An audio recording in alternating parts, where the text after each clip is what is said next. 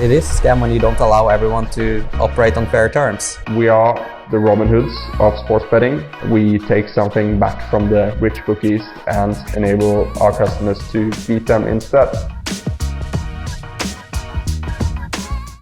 Hey guys, Alex here. Welcome to episode 32 of the Trademate Sports Podcast, here with smart sports trader Ryan Bruno. Mate, are you there? Yeah, I'm good, mate. How are you? Very good, mate. Good to have you on.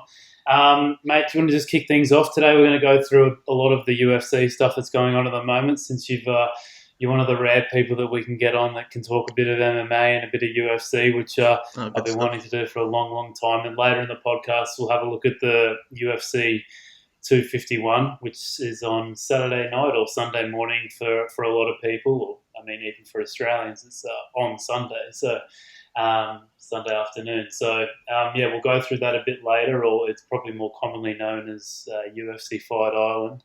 Yep. But for now, mate, I thought we'd just talk a bit about yourself, and then we can go into maybe just talking a bit of MMA betting in general, because I think that's a popular topic that not really many people have, not talked too much about at the moment. And it seems to be a really rising betting market overall. So, mate, tell us a bit about yourself and I guess your blog and your challenge that you're doing at the moment. Yeah, so I run a blog called thesmartsportstrader.com. I've been betting, like doing the match betting, arbitrage, value betting, a lot of stuff that you guys have already covered. I've been doing that for over 10 years now. So I just created Smart Sports Trader really because I saw that there wasn't a lot of blogs really on sports betting. The only one that I found that was really useful was one called Daily 25, which you might be familiar with. It's a guy called Steve, an Australian guy. And I thought that was a really good blog because I came from a poker background. And in poker, if you go on like the 2+2 forums, I don't know if you're familiar with them, but there's like a subsection called Poker Goals and Challenges, and you had just like hundreds of people kind of going through their own challenges. They would start from playing NL2, so very low micro stakes, and then you'd see guys like 2 years later playing 100 NL, and they've made like 20k profit. And I really like seeing that progress from start to finish. And with sports betting, you didn't really see that. So after I saw Steve's blog, I was kind of like very motivated to do something similar. And so I've been running that for about 4 years now. I've got my own challenge going on called the Making a Million Challenge, which, it sounds a bit clickbaity, but the whole idea was basically just to make £1 million using sports betting, sports trading, arbitrage, value betting, and exploiting casino offers to try and make £1 million over my lifetime. So, I made the title itself a bit clickbaity because you'll probably know yourself with Trademate, running kind of the marketing side of it. In today's society, you've got to grab people's attention really quickly. So that was kind of the reason for that challenge. Yeah, I mean, I understand what you mean in terms of our YouTube channel, like the Jonas video we've got up from, I think the video is titled like 10K to 1 million. It's, it's by far our most viewed video, and thank God for that video, because I think we've probably got like 90% of our subscribers from that one video. So, yeah, I understand what you mean, mate. Do you want to then just explain a bit about your MMA background? You've mentioned to me that you've had great success with your MMA betting, and also used to do a bit of MMA yourself. Yeah. So I've done pretty well betting MMA, like over a 10-year period. I mean, initially I didn't really do it too seriously, but I got into MMA myself when I was really young. I was training like on a daily basis. As a teenager, I was doing kickboxing, jiu-jitsu, wrestling all separately, and then I kind of rolled it into one. And then started competing at a young age. I was competing when I was about 19. I had they didn't have amateur when I was fighting. It was like 2008. So we had semi-professional. So I fought in semi-professional kickboxing and semi-professional MMA. And then I suffered quite a few knee injuries. So I kind of had to decide whether I still wanted to pursue it or if I wanted to look at something else, which is kind of why I went more into betting as I started playing poker, and I started doing match betting quite early on as well, around probably 2011, 2012. So I've done pretty well betting MMA over the years. I've not made Jonas Gelsad money, but I've made like not many have decent money. Like, enough money to go on holiday and stuff like that. So yeah, it's been interesting though, seeing kind of MMA betting from almost the start to where it is now, because there's been quite a lot of progression, and it's changed quite a lot. Yeah, it's quite interesting. I mean, I didn't really start following MMA until the early 2011, I think. And obviously I didn't even really follow betting until maybe 3 or 4 years after that. And I'd love to hear you what you think the betting evolution's been like, because nowadays you hear all sorts of people high up in betting, whether that be, I'm not sure if it was the CEO of Pinnacle or someone that's really important with Pinnacle, basically saying he's surprised every day about the limits that people are pushing or the liquidity that's getting put through these MMA markets. Can you kind of speak through the evolution, I guess, of MMA betting over the last 10 or so years?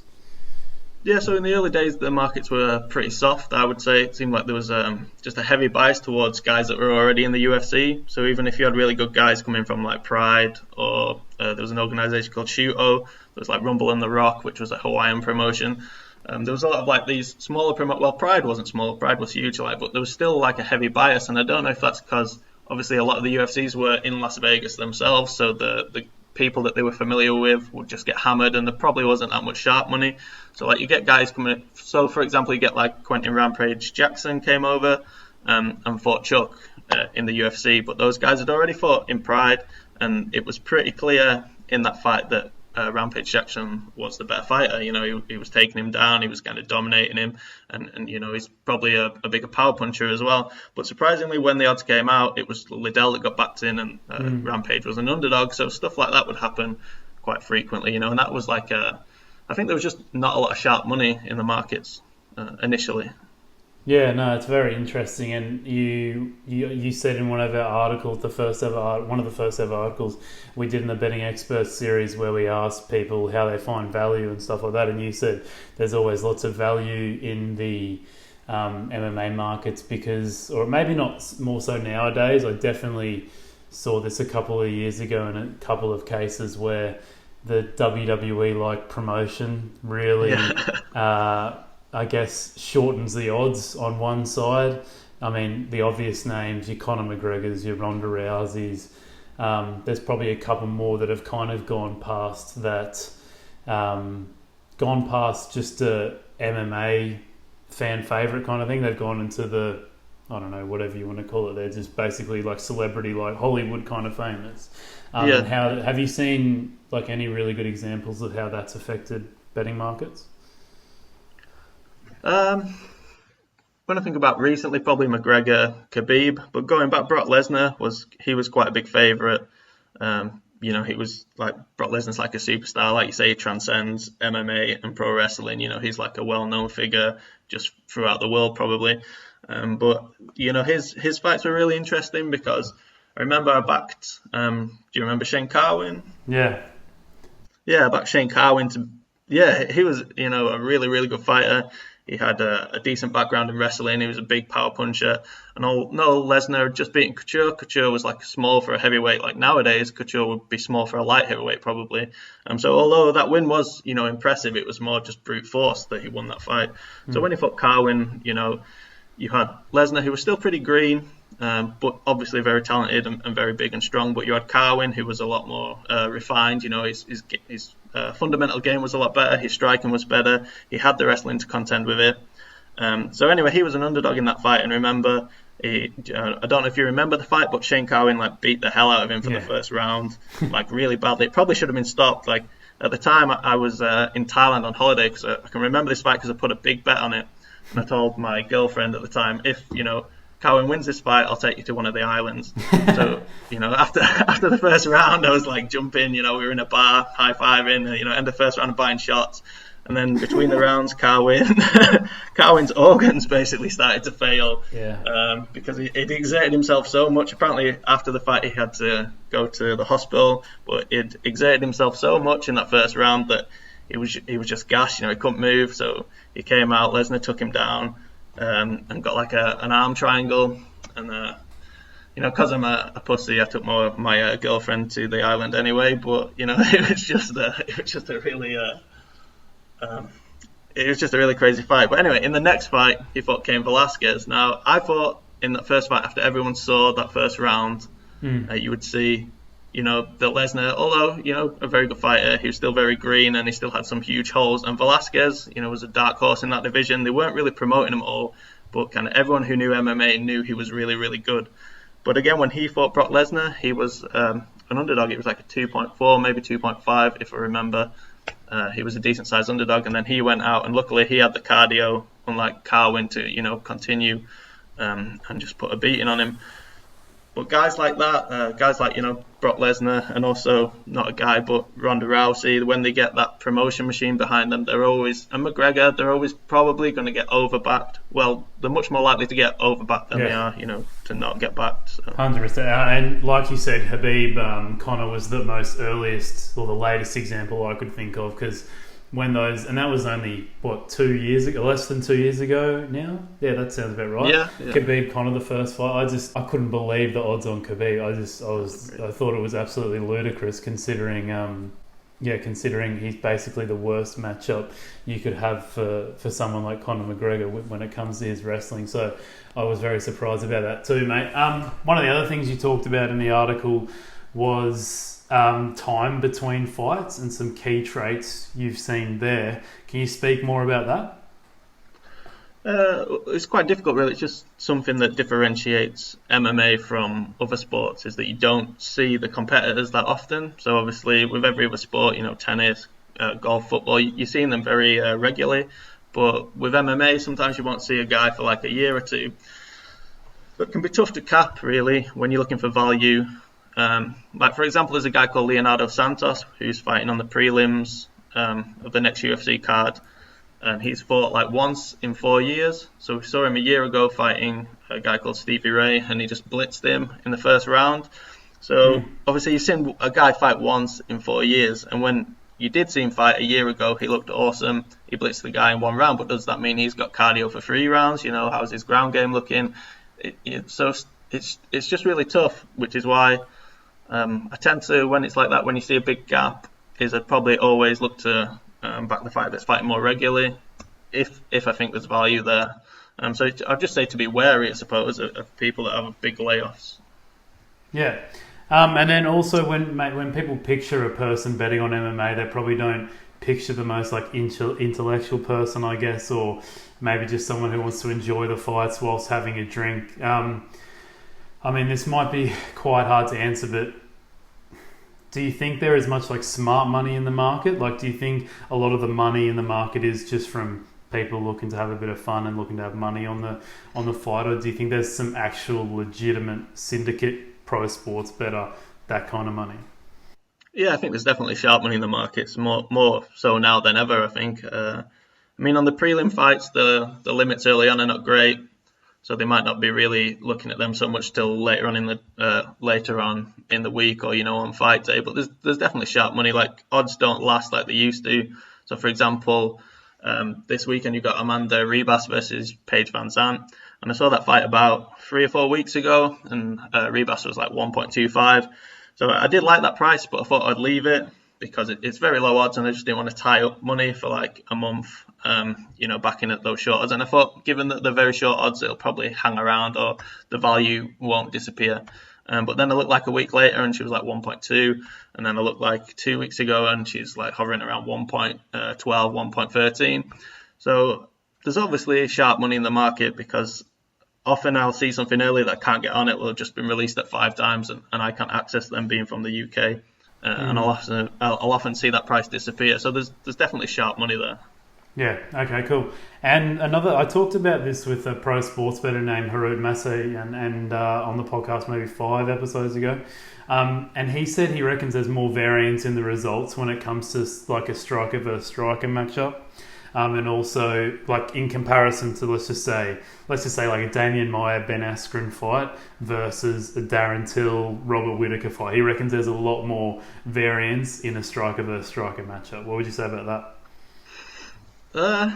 Possibly. It depends what weight class. If you're looking at the like lower weight classes and you look at like the women's weight classes, there's not many knockouts there, so there's not many big shots. So when you've got like Caitlin Chukagian versus Jessica Eye, it's unlikely that they're going to knock each other out. So, but then if you've got like Francis Ngannou against Rosenstrike, like we just saw, there's going to be more variance at the higher weights. So I'd say kind of that's probably something you have to take into consideration when you're betting at the higher weight classes, but at the lower ones, I think it's not as big of an issue, because even like grappler versus grappler, so let's say, do you remember Dan Kelly versus Shoeface? Antonio Carlos Jr., is that his name? Oh yes. Oh mate. Do you remember? Well, Dan Kelly's an Aussie, and he he looks like I think his like nickname is the Dad's Army or something like that. Right. Yeah. And I remember him winning that fight because everyone's like, he's going to get absolutely mauled by this bloke. Yeah. Somehow he went on, mate. Somehow he went on a win streak in the UFC, and he did. Yeah. No one can explain why, because he looks like, I mean, seriously, he's the kind of guy that most people look at in the cage and go, Jesus Christ, if he can do it, I can do it. But I guess no one really believed that he had a like this incredible background in judo and whatnot. So exactly. So that was like a guy with background in judo fighting, a guy that was a very highly rated BJJ guy. So it's two grapplers, but yet Dan Kelly managed to knock him out. So even when it's grappler versus grappler, there's still that chance that somebody's going to get caught. So you just that's just MMA. It's a chaotic sport. You sometimes you just got to shake your head. You can make a good value bet, and you can still lose. It's just like any other sport, really. Yeah. Okay. And so you would you proceed with caution? Let's just say maybe like a Francis Ngannou is a great example of Francis Ngannou was pretty short going into the fight with Rosenstrike. Would you stay away from that just because there is the likelihood or it's reasonably likely that could end up in a very variant kind of way, if you know what I mean? Yeah, I mean, it just depends on the odds, really. Like, I'll never just totally dismiss something until I've seen the odds, or what the KO odds are. I did have a bet in that fight on like Rosenstrike to win by decision, but the odds were like 22-1. So, sometimes you can even just, take the contrarian bet and look at the other side of it, because just because a guy's knocking people out left and right doesn't mean necessarily that he's going to knock the next guy out. Yeah, but he did. So yeah, it's just one of those. He certainly did, mate. All right, and then is there anything else that you'd like to share with everyone about things that maybe odds compilers are missing out? We talked a little bit about the promotion side of things, and also gaps between fights. But is there anything else you think odds compilers aren't really taking into account when they're setting the lines and prices? I think sometimes if you look at like the prelim fights or guys that are making the debuts, they tend to value like unbeaten records more than they probably should do. So you might have a guy coming into the UFC who's like 7-0, but he's just been beating like very lower level competition in the Eastern European scene, and then you might have a guy who's like 5-2, but he's been fighting decent guys in like the regional American scene. So that's something that I've noticed quite a bit.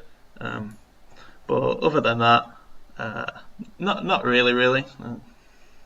Yeah, okay. All right, mate. Well, maybe we'll go through a few examples anyway in these fights that we got to preview.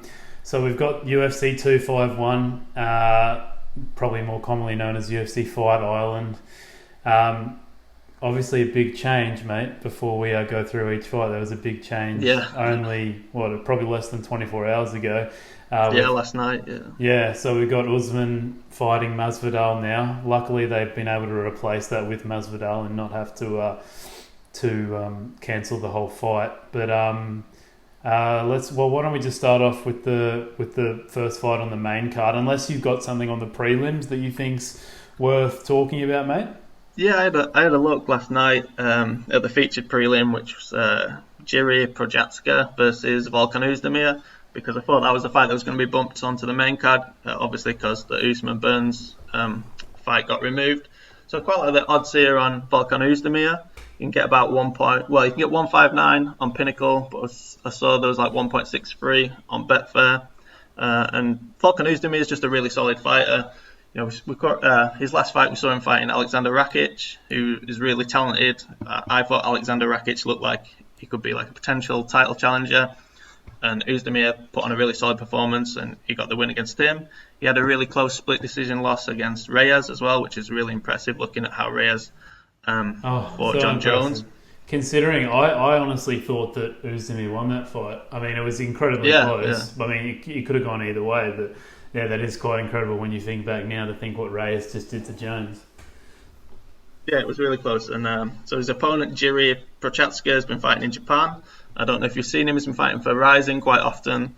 But his level of competition has been a lot lower. So his last fight was CB Dollaway, who was out of the UFC a while ago. And CB Dollaway was winning that fight till he got caught and knocked out in the first round.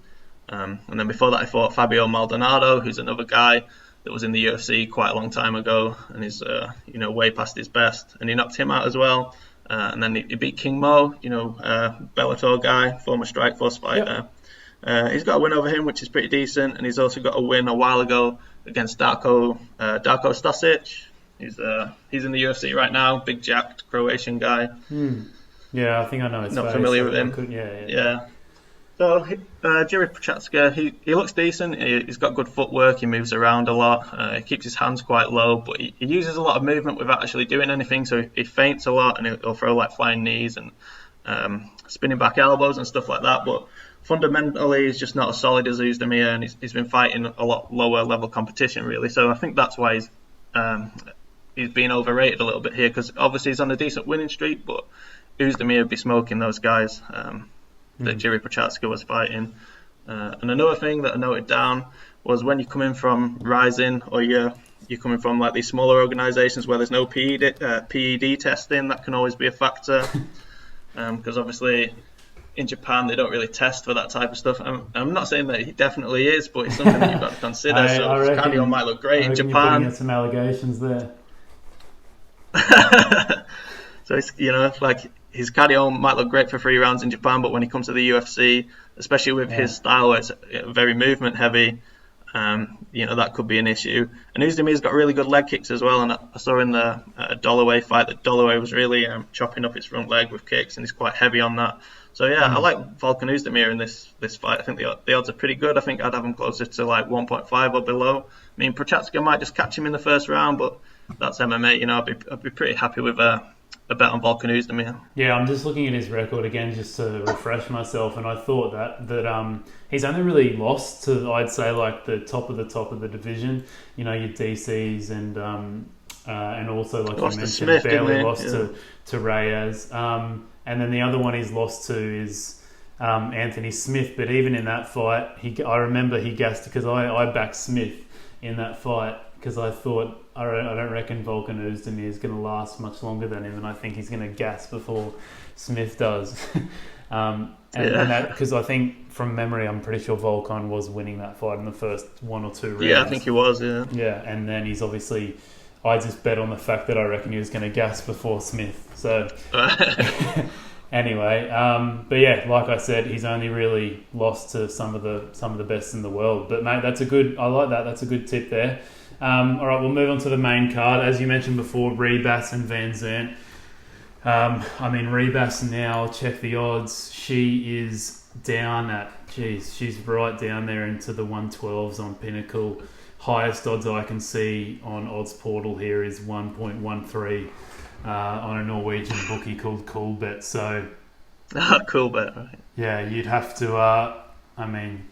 Do you see any value in those odds at all? No, like I said when it opened, though, I was kind of tempted. I was kind of interested why they even made this fight. Like, I thought it was strange matchmaking at first, but then I realised that Paige Van Zant's on the last fight of a contract, so they're just basically feeding her to Rebus before she goes to Bellator, probably. But yeah, it's just a really tough fight for her. But yeah, like the money line, I don't see any value in that price now. It's just been hammered too much. I don't think Paige has much of a shot, really. Have you seen Rebus? Are you familiar with Amanda Rebus? I'm not going to lie, mate. I have barely seen anything of her. and to be honest, I've only really watched... I watched Paige when she first came up, but I guess once I realised it was kind of all just a lot of hype. I mean, she's obviously a decent fighter, and the win I really remember the most was her win over Felice Herring. And then she also got a decent knockout against Beck Rawlings, but this is a long, long time ago. I haven't really that was that like kick she did, wasn't it? That. Yeah, I haven't been following either of these girls much. I don't really have much to say, but I thought the most interesting point about all of this is, like you said before, her contract situation with the UFC. So, I mean, she's you'd have to think if she's really into fighting and she wants to make a career out of MMA, then she's probably going to come in as determined as ever because she's got all to fight for. Like she's got a contract on the line here and a big money offer waiting. If either way, I guess if she wins, the more money she's going to make. So that's the most interesting thing I saw coming into this fight. Yeah, but I just think she's really outmatched in this fight. Rebus is really good. She's really big, really strong. She's got great jiu-jitsu. Her striking looks really sharp. She hits pretty hard. She put a beating on Mackenzie Dern, and Mackenzie Dern's a really good fighter. And then, Randa Marcos is she's mid-level, I'd say. Maybe just underneath the top of the division, but she's very solid, and Rebus put another beating on her.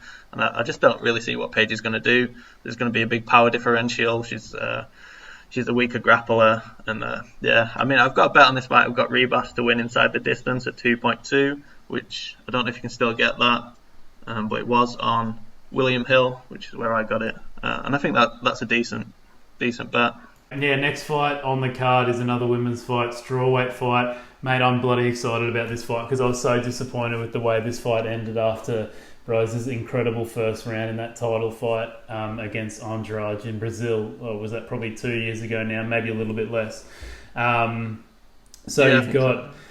You've got. It's very interesting betting wise too because you have to take into account that it was kind of a freak knockout, I guess. Like it's something that you don't really see very often in MMA, like a slam knockout like that.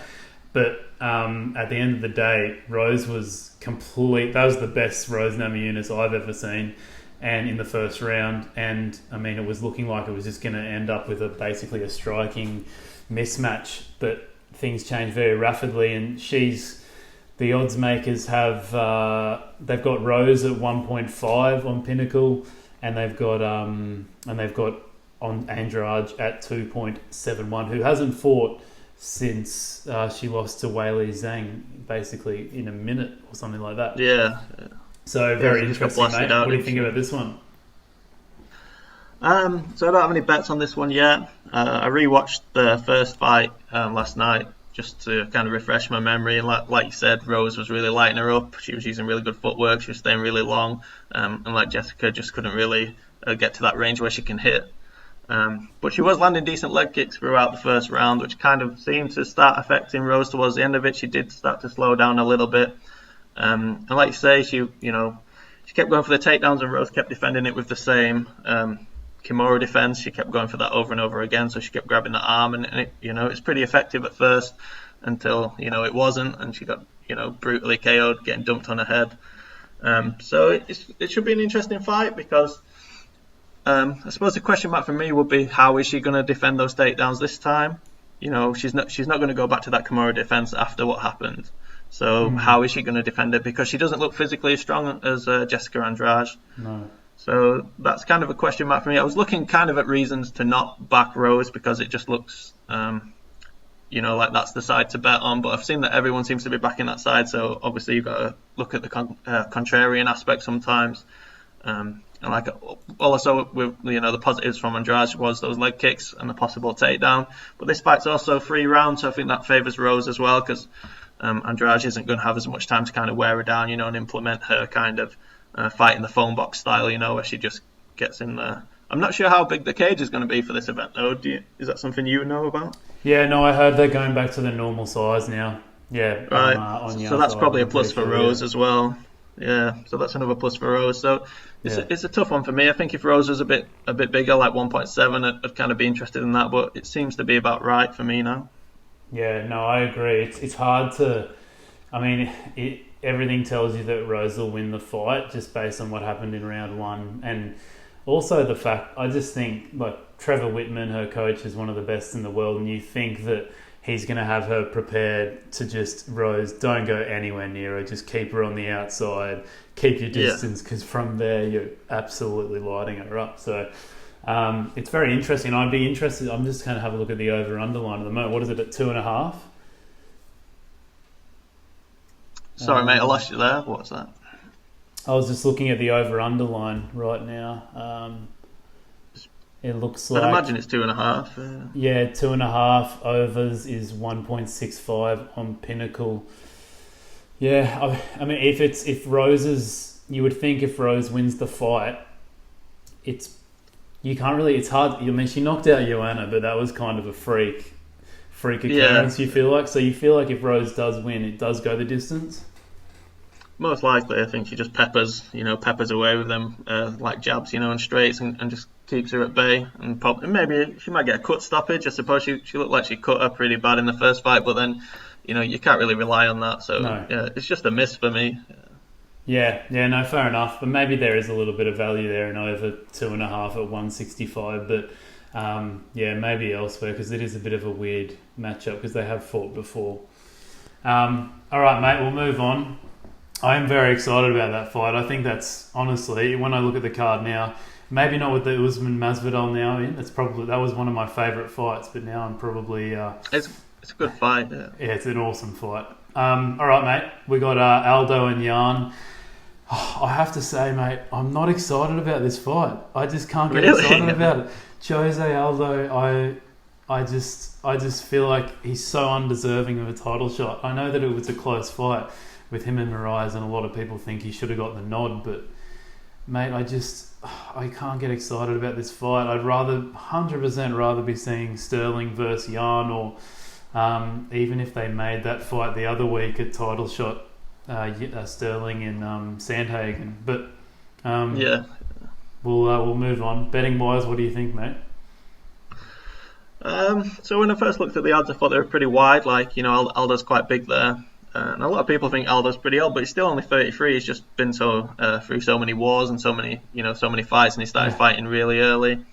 But over 5 rounds, Aldo's output has always been a bit iffy over 5 rounds. And even in that Moraes fight you saw in the 3rd round, he did slow down. He was pressuring Moraes without really doing a lot, and Rogan was overselling it. Aldo looked like the second coming, but he was still showing the same issues to me.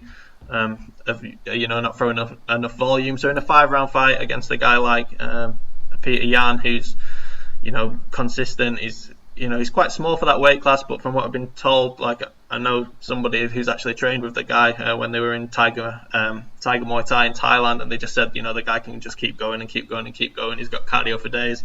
So I expect Yan to be there in his face for 5 rounds. If I was going to play Aldo, I'd probably look to play him to win by KO, probably early. Or even if you're going to watch the fight and you've got access to live betting, maybe bet him. Look how he does over the first 2 rounds, because you might be able to hedge your position and make a profit anyway. But I think, from the 3rd round onwards, he's going to slow down, and Jan will either stop him in the 4th or 5th round or win a decision.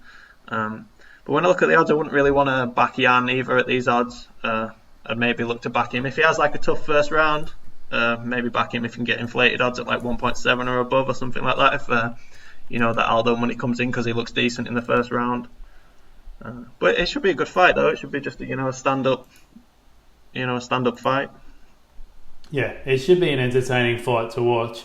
I'm just having a look at Peter Yan's record again, and I'd say his most impressive win's Jimmy Rivera, and that was this time last year. Yeah, it is. Because the Uriah Faber fight, I was actually quite disappointed with him in that fight. I thought he could have done a lot better. I think he should have gotten an old Faber who'd been retired for a couple of years out of there a lot quicker. So yeah, I just can't really get too excited about Jan at that price personally. No, it is short. It's very short. And Jose Aldo's, he's a veteran. He, in terms of experience, he's got a plethora more experience than Jan does in this situation. So, you have to favour Jan just because he's the young fighter coming up, and he's looked very, very impressive coming up. But I don't know. It's hard to go into those price of 1.42 on Pinnacle. It's hard to back that with much confidence that you've got some value there. I think Aldo KO is around 6. I think though. I think that looks pretty decent because Jan has eaten a few shots previously. Like when he fought Dodson, he got caught. Rivera caught him with some good shots. And even though Aldo's volume's not great and he has slowed down a bit, he's still very explosive. Like we saw him against Moicano. he took my corn out of there. And against Marias, he showed like bursts where he would really go for it and then he'd relax again. So I think in the first, round or two, Aldo's very live, which is, if I was going to look to bet, I might still bet it. I'd look to back Aldo by KO, or like I said earlier, is back him and then look to get out by the second round where his chances start to diminish. Is there anything? That would be my kind of betting strategy. Is there anything you've seen, mate? Oh, this is a good question to ask at the moment with the whole, I guess a lot of gyms are slightly affected with the whole COVID-19. I don't know if have you seen any kind of betting trends ever since they came back from the break? I'm trying to think when they actually came back. It was the Gaethje Ferguson fight, wasn't it? So it's probably like 2 months ago, and we've got lots of fights since then. Is there anything you've picked up in those kind of months that's different to what we normally see? No, I've not really noticed anything like any strong trends that are kind of out of the ordinary. I mean, it's interesting because everybody's kind of camp is, depending on what country you're from, your access to training is going to be a lot different. So, that's like a big factor. Well, interestingly enough, we might as well move on to the next fight with Holloway and Volkanovski, is that Australia's laws around COVID-19 are very, very strict. So I heard in an interview with Volkanovski, maybe this was about 2 or 3 weeks ago, he was talking to Ariel Helwani, and he said that it was a really thorough process for him to get the regulations in place to be able to train in his normal gym with his coaches and stuff like that. So it'll be interesting to see how much that affects his this fight for him. Let me just go over the odds. And I am very surprised at the odds here, personally. What have we got? 1.44 for Volkanovski and 2.9 at Pinnacle for Holloway. It was Volkanovski I wouldn't say dominated the fight, but he won a comfortable decision. 2.9 for Holloway. He's a class fighter, mate. It seems very high. Yeah, I agree. When I first saw these odds, I was like, I can't really imagine Holloway being those odds against anyone other than like McGregor at this weight class. But then I watched an interview yesterday with Holloway, talking to Ariel Helwani, and he was talking about his own training, which was quite interesting. And he was saying that the laws must be like really, really strict in Hawaii, because he was saying that his training has mostly been on Zoom. So they've been doing Zoom sessions where his coaches have basically been instructing him. Wow. He's done no sparring at all. So it's, considering he lost the first fight, and he's the guy that needs to make adjustments, that seems like a red flag to me that those adjustments are probably not been made, because it's, if you're not sparring, you're not training. One of the big things was leg kicks that he didn't really address. Yeah. So for him to win this fight, I think he has to change his style quite a lot. And from what he said about his training, I just don't really see that happening. And also in that interview, it was interesting when he was talking about Volkanovski's leg kicks. He wasn't talking about how he'd implemented any strategies to stop them. He was just talking about how he was dancing his after party in the last fight. So to me, that was kind of dismissive of Volkanovski's leg kicks, and that basically won him the fight. So it kind of says to me that he's probably not going to really address that factor, and that was such a big factor in the first fight. Yeah, well, that was what for going into this fight, I think Volkanovski just has a huge upper hand, because the way you look at it is you think, Max, the first thing he would do, like going back to the drawing board, is like, how on earth am I going to stop those leg kicks? And then Volkanovski's obviously preempting that, so he's thinking, all right, well, he's obviously going to work on those leg kicks.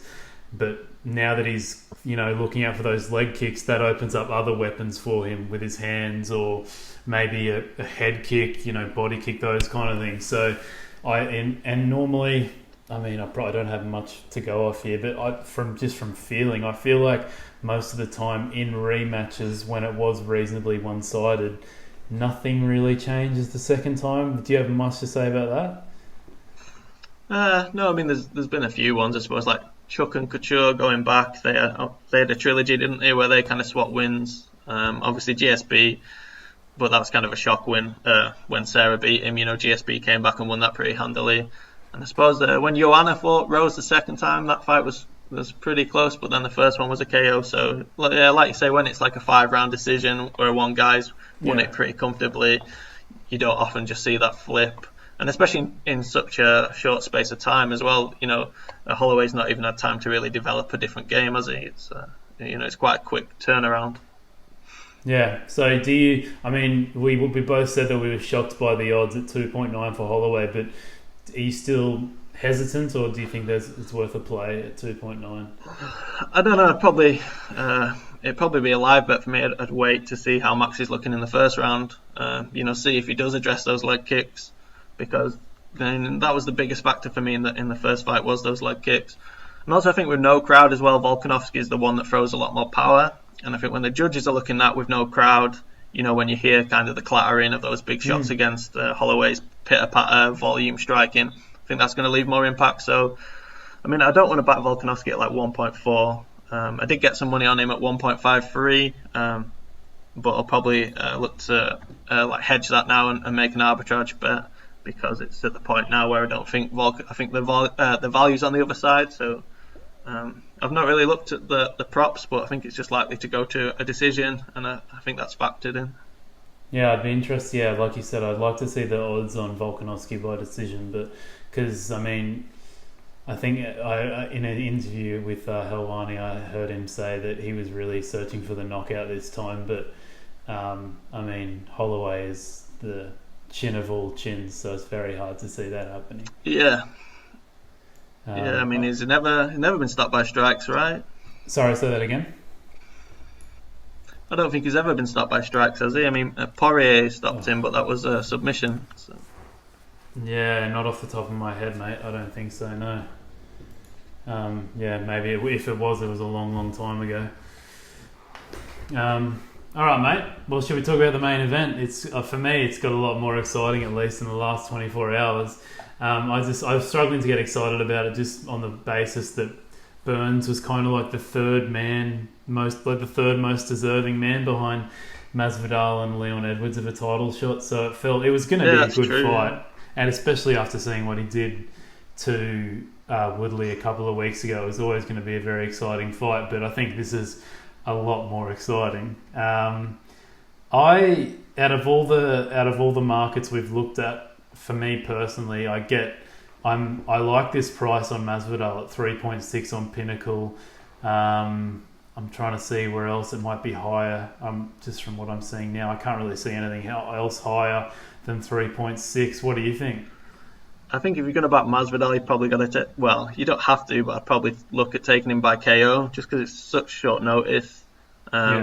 And Usman's style, it's a grinding style. He's going to push him up against the cage. He's probably going to wear him out with knees. He's going to take him down. I imagine he's going to take him down. And I think, Masvidal's chances of winning this fight, I don't think they're that great, to be honest. He's a good striker. We've seen him take out Askren really impressively. He beat the hell out of Nate Diaz pretty easily. But Usman's just a step up from those guys. Usman's, he's big for that weight class. He's elite. He's been fighting the best guys. Masvidal used to fight at lightweight. He's still pretty big at welterweight, but I think Usman's going to be able to handle him. So I think Masvidal's, where he's going to do well is obviously going to be on the feet, but I'm not sure how long he can really keep it there. And in the clinch as well, Usman's such a good clinch fighter that I just think it's just a really tough matchup for him. Yeah, no, I agree with that. And if you assume that if Usman's not stupid and he fights a smart fight, that he can basically wrestle him and wear him out, and maybe towards the end of the fight, Masvidal's power will be nullified. But yeah, like you said, maybe if you're looking for some decent odds, maybe you just go Masvidal knockout in the first maybe 1 or 2 rounds, and that might be the only time where he can get the victory. Yeah, because I think if it is likely to go in the 3rd, 4th, 5th round, then it's likely that Usman's going to have been, using his pressure, playing his pressure game, and just wearing Masvidal down, really. And because it's short notice as well, if it wasn't short notice, then I'd probably be kind of more tempted to bet on the Masvidal side. But as it is, I'd probably prefer to be on Usman, but I'd want higher than Pinnacle's 1.32 odds at the moment. I put some money up on Betfair at 1.41, and like £10 got taken. So hopefully some money comes in on Masvidal and I can get some the other way. But I think, for Usman to lose this fight, it's just going to have to be something shocking, like, the way that Masvidal caught Askren, that big flying knee. It's gonna have to be something like that, because I think that Usman's just too big, too strong. I just think overall he's the better fighter. Yeah, no, definitely. But one thing I would like to just put out there is that he did obviously take a decent bit of damage in that last fight too against Colby. Oh, that's true. Yeah. That was probably 6 months ago by the time they fight. But I mean, maybe something to note. And also, Colby did. I watched it briefly the other day. I watched the first 1 or 2 rounds, and Colby did rock him a couple times. And in terms of power, Colby's right down the bottom of the scale in terms of maybe not power, but the amount of power he puts on his punches. Normally, he takes a couple of % off just because he's more of a high volume approach. So maybe that. I mean, Masvidal possesses a lot more power than Usman. So maybe. I mean, I don't know. I feel like I might be going for like a round 1 or 2 knockout by Masvidal. It'd be quite funny to watch too. I mean, you could play him and then see how the first round goes. If Usman's able to kind of get that cage control, and get his wrestling going, then I can't imagine his odds are going to drop too much. They might go to like 1.25 or something. So there's not going to be a huge drop. Whereas, Masvidal's chances of winning are going to be by KO. So if he's going to catch him, he's going to catch him. And then you're going to win your bet. So that that could be a way of looking at it. It just depends if you can bet it live or not. Like for me, being in the UK, if I want to bet something live, I've got to stay up till 2 o'clock in the morning, and then it starts, and then it finishes at like 5:30. So it's really, it's not something that I do often. But for this card, I probably will look at live betting.